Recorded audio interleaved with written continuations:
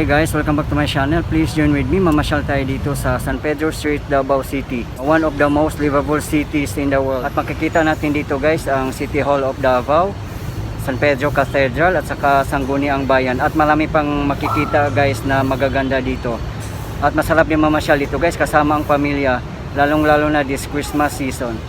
Okay guys, without any further ado, let's go!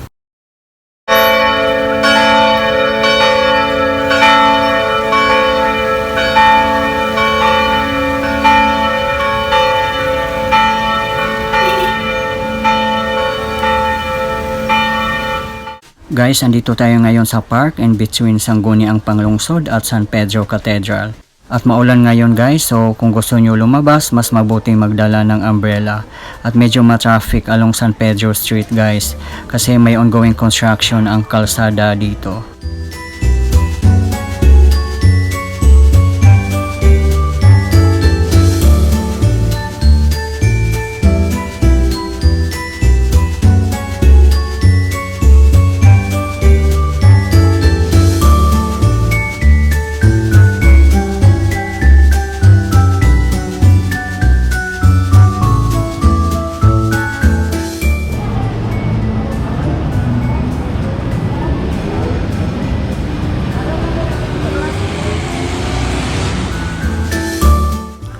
Guys, if you are new to my channel, please consider subscribing and hit the notification bell in order for you to be updated on my upcoming videos.